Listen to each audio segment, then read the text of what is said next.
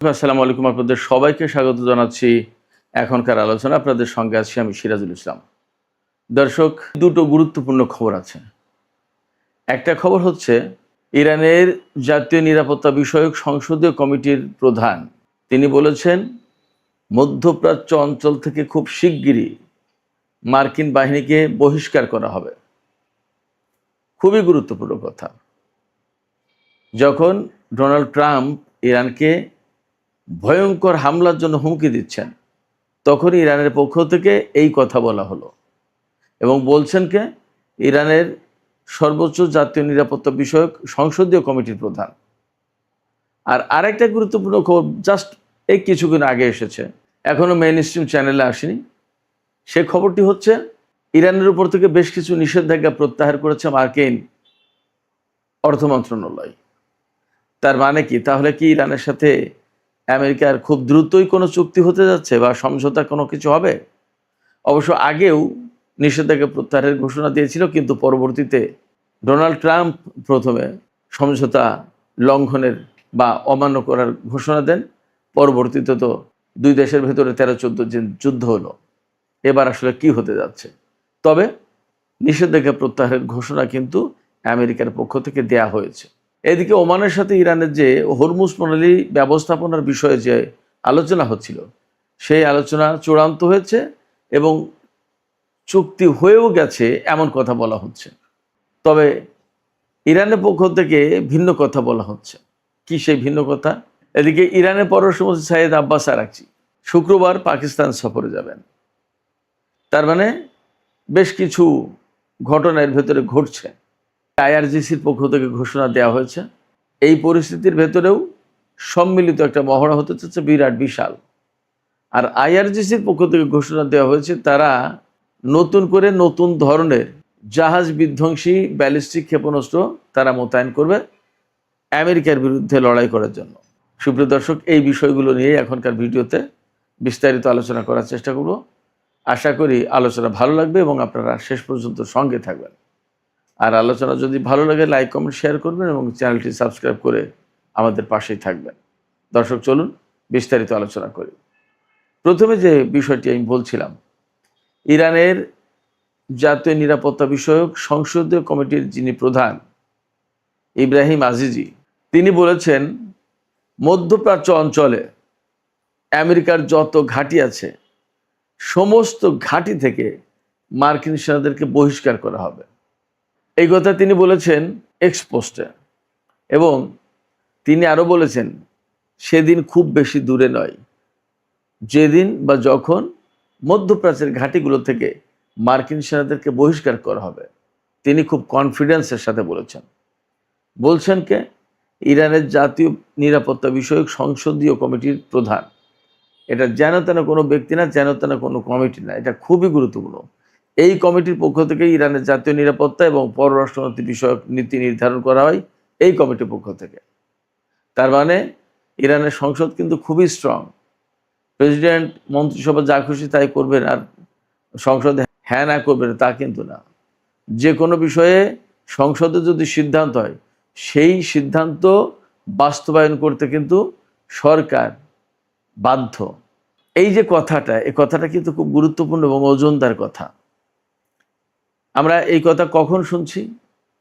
আমরা যখন বিভিন্ন গণমাধ্যম থেকে খবর পাচ্ছি যে ইরাক, কুয়েত, বাহরাইন, কাতার এবং জর্দান এর বহু ঘাঁটি থেকে, এই সমস্ত বহু ঘাঁটি থেকে মার্কিন সেনা এবং বিমান প্রত্যাহার করা হয়েছে এবং এই সমস্ত বিমান আর সেনার অনেক কিছু ইউরোপের কোনো কোনো দেশে পাঠিয়ে দেওয়া হয়েছে আর কোনো কোনো বিমান এবং সেনা ইসরায়েলে রাখা হয়েছে। আমি এই কথা দিয়ে বোঝাতে চাইছি এই যে ইরানের পক্ষ থেকে কিন্তু আমেরিকার উপরে এই যুদ্ধের ভেতরে প্রচণ্ড রকমের চাপ সৃষ্টি করা হয়েছে। এই চাপ সৃষ্টির কাজটা কিভাবে করা হয়েছে? আমেরিকা ইরানের উপর হামলা চালালেও ইরান হামলা চালিয়েছে, আবার ইদানিং আমেরিকা হামলা না চালালেও ইরান হামলা চালিয়েছে। ইরান যখন মনে করেছে যে কুয়েতের ওই ঘাঁটিতে হামলা চালানো দরকার, ইরান কিন্তু এই কয়েকদিন তাই করছে। যদি ইরান মনে করেছে জর্দানের ওই ঘাঁটিতে হামলা চালানো দরকার, তাই করেছে। আমেরিকা ইরানের উপর হামলা চালাক না চালাক, যুদ্ধের ধরন কিন্তু পাল্টে গেছে। এবং আমরা এই যে ধরনটা দেখছি তার মানে হচ্ছে আমেরিকা কার্যত তার শক্তি সামর্থ্য অনেকটা দুর্বল হয়ে পড়েছে। এরই প্রতিফলন হচ্ছে এই যুদ্ধ না করা কিংবা ইরান যে পরিমাণে হামলা চালাচ্ছে তার প্রতি উত্তরে প্রয়োজনীয় হামলা না করা। এবং আমরা তো দেখতেই পাচ্ছি প্রচুর খবর আসছে মার্কিন গণমাধ্যমে, পাশ্চাত্যের গণমাধ্যমে, আল জাজিরা, মিডল ইস্টের বিভিন্ন গণমাধ্যমে যে আমেরিকার হাতে যুদ্ধের রসদ, অস্ত্র, সামরিক সরঞ্জাম অনেক কিছু কমে এসেছে। ইউরোপীয় কমান্ডার প্রধান তো ঘোষণায় দিয়েছেন যে একসাথে ইসরায়েল এবং আমেরিকাকে নিরাপত্তা দেওয়া সম্ভব না, যে কোনো একটাকে নিরাপত্তা দিতে হবে। ইসরায়েলকে নিরাপত্তা দেব নাকি আমেরিকাকে নিরাপত্তা দেব সেই সিদ্ধান্ত দেন। তিনি মার্কিন হাইকমান্ডের কাছে চিঠি লিখেছেন।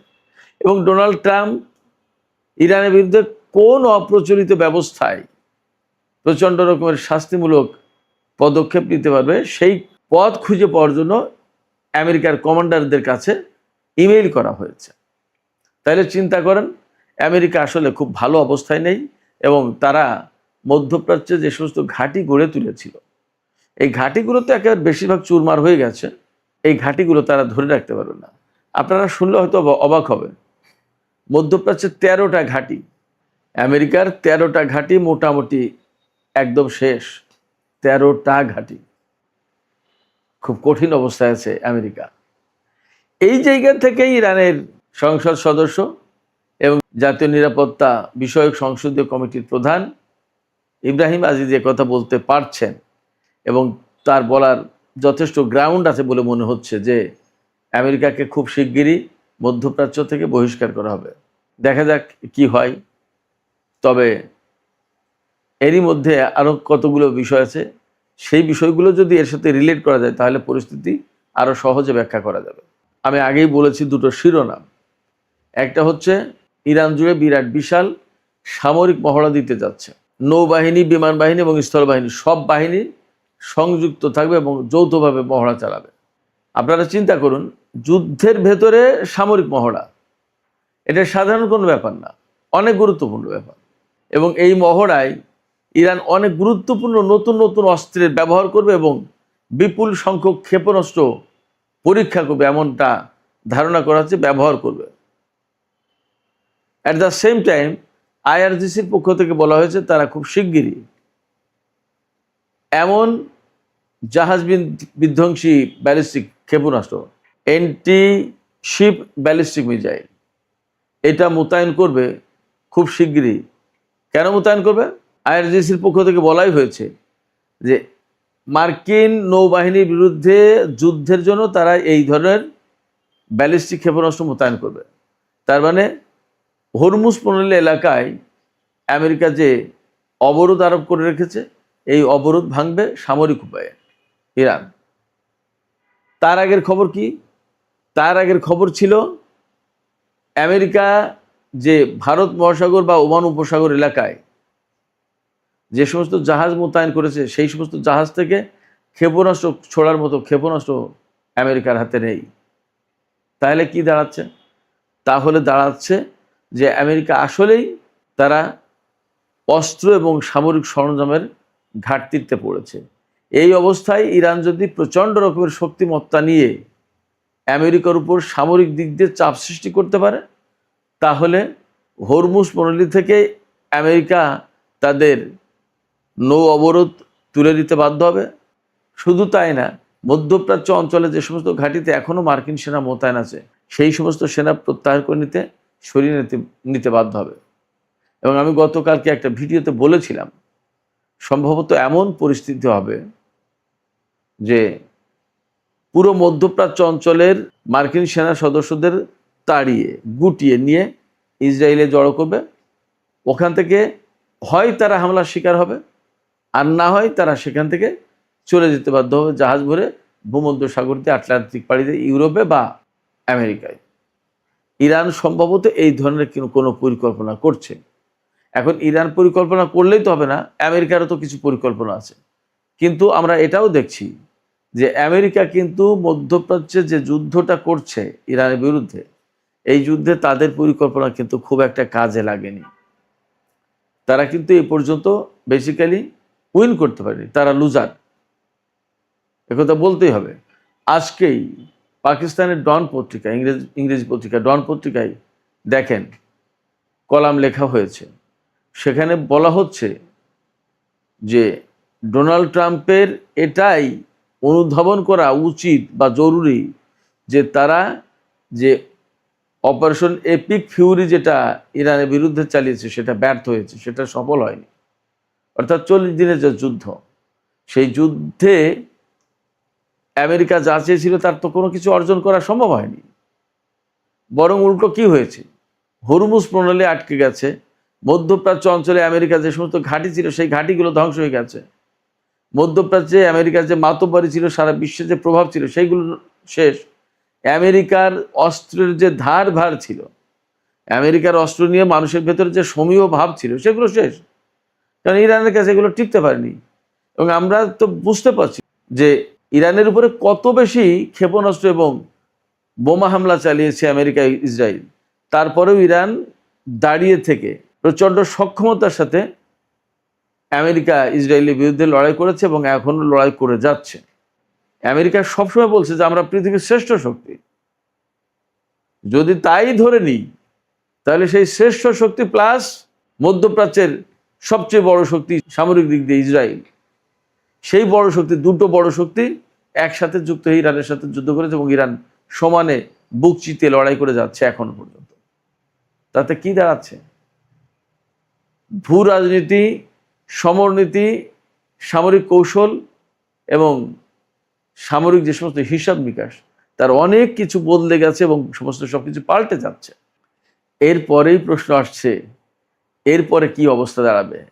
রাশিয়া, চীন এবং উত্তর কোরিয়া তারা হঠাৎ করে একদিন আমেরিকার বিরুদ্ধে আঙুল উঁচু করবে কিনা, তেমন সম্ভাবনা কিন্তু আছে। আজকেই চীন তাদের যুদ্ধ বিমান থেকে পরমাণু মহড়া চালিয়েছে। এটা সাধারণ কোনো ব্যাপার না। যখন মধ্যপ্রাচ্যের পরিস্থিতি এমন, দক্ষিণ চীন সাগর, তাইওয়ান, অনেক কিছু নিয়ে যখন প্রচণ্ড রকমের উত্তেজনা ভেতরে ভেতরে, সেই সময় চীন এই বার্তা দিল। এটা সাধারণ কোনো ব্যাপার না। সেক্ষেত্রে মধ্যপ্রাচ্য থেকে আমেরিকা আসলে খুব সংকটের ভেতরে হয়তোবা চলে যেতে বাধ্য হবে। তবে এর ভেতরে খবর আসছে, আমি শিরোনামেই বলেছি, যে ইরানের উপর থেকে নাকি আমেরিকার অর্থ মন্ত্রণালয় নিষেধাজ্ঞা প্রত্যাহার করেছে বেশ কয়েকটা। আমি এক জায়গায় দেখলাম যে ইরান রিলেটেড নিষেধাজ্ঞা প্রত্যাহার করেছে, আর এক জায়গায় দেখলাম যে 3টি প্রতিষ্ঠানের উপর থেকে নিষেধাজ্ঞা প্রত্যাহার করেছে।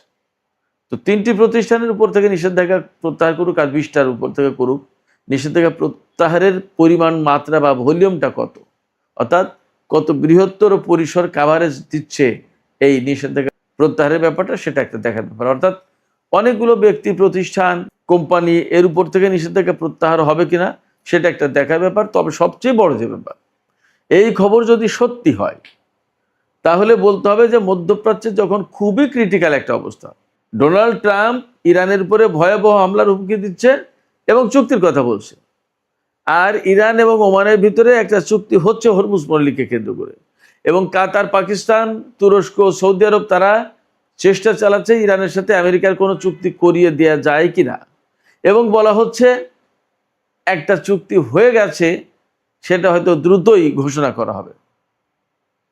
এবং ওমানের সাথে ইরানের চুক্তি হয়েছে, এমনও হতে পারে যে ওমানের সাথে ইরানের যে চুক্তি হয়েছে সেটাই আমেরিকা কবুল করে নিতে পারে। এবং আমি গতকালকে বলেছিলাম, আজকে আবারও বলি, যে সম্ভবত এইরকম একটা ব্যাপারে আপোস রফা হতে পারে যে যত জাহাজ পারস্য উপসাগরে ঢুকবে তার সমস্ত সবগুলোকে পরীক্ষা নিরীক্ষা, পর্যবেক্ষণ করবে, কন্ট্রোল করবে ইরান, আর যা বের হবে সেটা ওমান।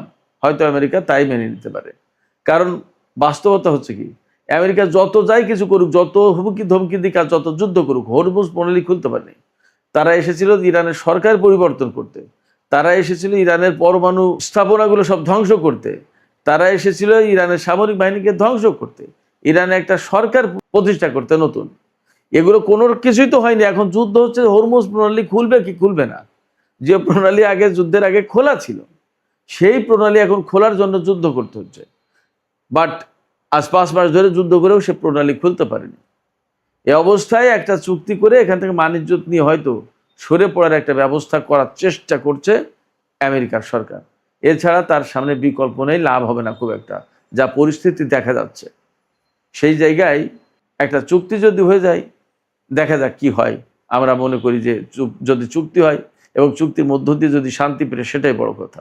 আব্বাস আরাকচি যেহেতু শুক্রবারে পাকিস্তান সফরে যাচ্ছেন, তাতে মনে হচ্ছে ডিপ্লোম্যাটিক একটা প্রক্রিয়া শুরু হয়েছে এবং ভেতরে ভেতরে কিছু গড়াপিটা হচ্ছে। দেখা যাক কি হয়। সুপ্রিয় দর্শক, এখনকার আলোচনা এখানে শেষ করতে চাইছি। আপনাদের মতামত জানতে চাই, কি মনে হচ্ছে, কোন অ্যাঙ্গেল থেকে, কোন দিক দিয়ে একটা চুক্তি হতে যাচ্ছে বা আদৌ হচ্ছে কিনা, কি মনে হয় আপনাদের? আপনাদের কি মনে হয় যে আসলে আমেরিকা এই মুহূর্তে খুবই চাপের ভেতরে, নাকি ইরানের চাপের ভেতরে? আপনাদের মতামত জানিয়ে কমেন্টে লিখতে পারেন। আর ভিডিও ভালো লাগলে লাইক, কমেন্ট, শেয়ার করবেন এবং চ্যানেলটি সাবস্ক্রাইব করে সাথেই থাকবেন দর্শক।